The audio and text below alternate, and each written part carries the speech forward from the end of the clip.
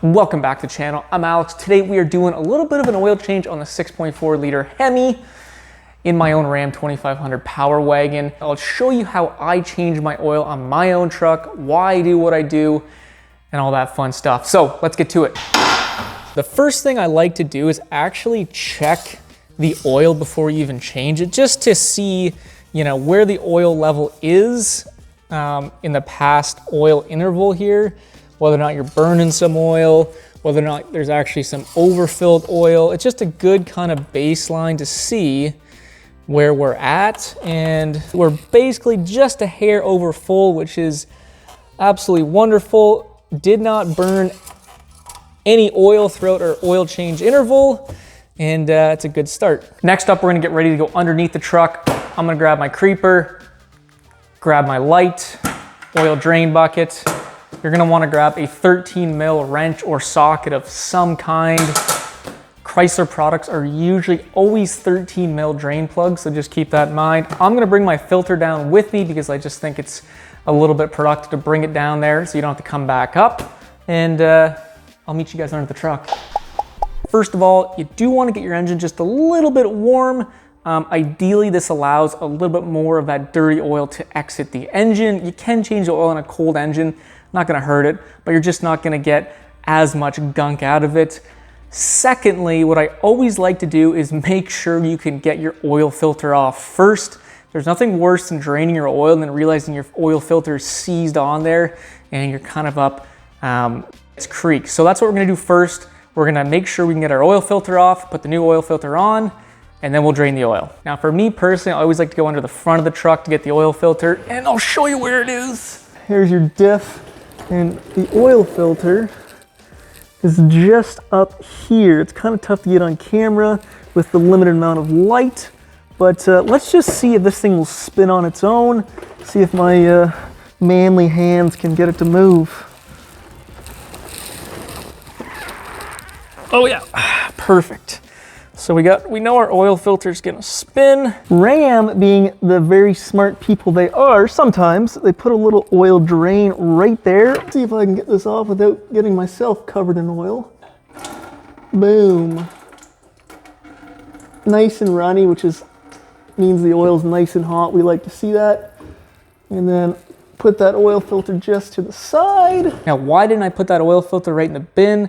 Well, because we just want to make sure that we have the right filter. Just because we have the right box doesn't always mean we have the right filter. So until this thing is installed, I like to keep the old filter handy just in case I have to drive this truck back down to the hardware store and get the right filter. So just keep that in mind. Now, as you guys have probably heard many times, before you put your oil filter up there, you just want to lube up the O-ring just a little bit, just so we have some oil in there. We don't want this thing to be seized. We'll put this baby on up here. And well, it's a little bit of an interesting spot, so you kind of just have to feel more than visualize. We don't really want to get this too tight, but I like just to snug it up just enough. Those things don't need to be crazy, crazy tight.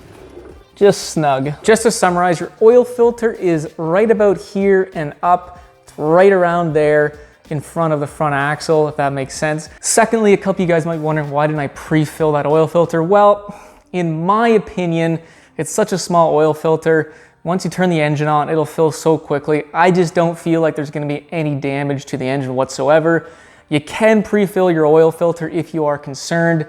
Personally, I'm not. I pre-fill the massive oil filters on the big diesel engines I work on because it'll take a couple seconds to fill those for sure. Next, we're gonna drain the oil. And if we come on over here, this is our engine oil pan. That's our drain plug right there. And like I mentioned, I like to get the engine oil a little bit warm. And if you can feel that, it's just nice and warm to the touch, not crazy hot. So we know we're in the right temperature zone. We're gonna grab our 13 mil wrench, socket, whatever you guys want. And we're gonna break that thing loose. Get our drain bucket ready because she's gonna come out pretty quick. Woo! Now you can let this drain like this until the cows come home. It's up to you. Again, your vehicle, you can do what you want. But for me, it's drained pretty much as she's gonna drain. I don't mind putting the drain plug back in right now. Now, here comes a critical point. A lot of you guys are gonna say, you need to torque this drain plug in. By the book, you absolutely should if you are concerned. Why not? I'll break out the fancy snap-on torque wrench. 20 foot-pounds is what I found online. There we go, let's go torque her up. Click, click. Next, we're gonna come up on top, we're gonna take our oil fill plug out. I like to use a funnel, just makes things a little cleaner. You don't have to. Now, an old veteran mechanic taught me this. You take your oil fill plug, you put it right in your hood latch.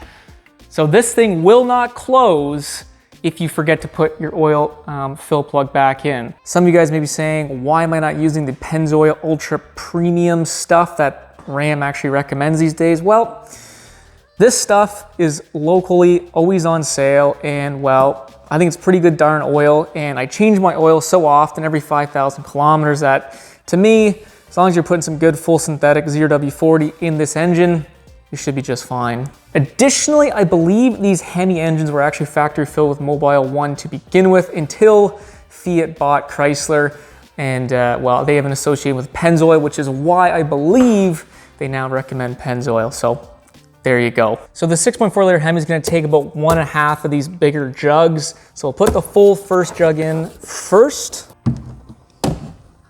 That's one. We'll put in roughly about a half of this, and we'll fire the engine up and we'll just see where we sit. And that is the beauty of having a dipstick, is you can kind of just, you know, have a little touch and go with your oil if you're not too sure. Unlike the new Hurricane engines that are allegedly not going to be coming with any dipsticks, which to me is just a little bit wild. So we'll take our filter out. You don't want to leave that in there. Put our oil fill plug back in. So what I like to do now is fire this engine up for about 10 to 15 seconds. Let the oil pressure come up. You might hear a little bit of ticking and tacking right at the beginning, perfectly normal. And then let the engine sit for about 5 minutes, and then we can check our oil and we'll see exactly where our oil level sits.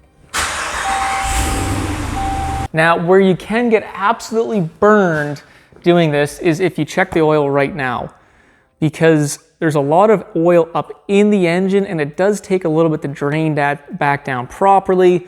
Obviously, the smaller the engine, the less this is going to come into play. 6.4 Hemi is a rather large engine, so I like to wait a couple minutes, maybe 5 minutes, and then I'll check my oil, and that'll give us a much more true reading of our actual oil level. So we've waited a good amount of time here. Let's see where we land, and oh my, bang in the frickin' money right there, boys. I don't know if the camera picked that up, but that is basically right at our top line, exactly full. And that's the way she's done right there, boys. Let's go. Typically, it's about a liter between here and here, or a quart for my American friends. So depending on where you fall between these two holes, should dictate how much oil you, so if you're halfway, I'd say put another ½ liter, and so forth, if you would focus. There you go. Well, that's how you change the oil on a 6.4 Hemi and a Ram 2500. Not much to it, but it is a very important thing to be able to do properly. So let me know how I did. If you guys think I screwed something up or missed something, let me know. Always like hearing from you guys. Anyways, enough of me. We'll see you in the next frickin' video. Well, I am still just a potato. I didn't tell you guys how to reset the oil life interval, because that is also a pretty important step. So we'll get up in here. All right, your ignition has to be on. We're gonna go to the truck info or vehicle info. We're gonna find oil life. Obviously, I really don't follow it because, well, you know, whatever. And so then you basically come down here, and that is how you reset your oil life. I don't know. It's not letting me, it's not letting me reset the oil. I am just a big potato. Look at this. Can't even reset the oil life. Anyways, boys, I don't know what's going on, but that's how you do it. There's really not much to it. I'm sure you can find a better video showing you how to reset the oil life interval. Anyways, I'm actually leaving. We'll see you later.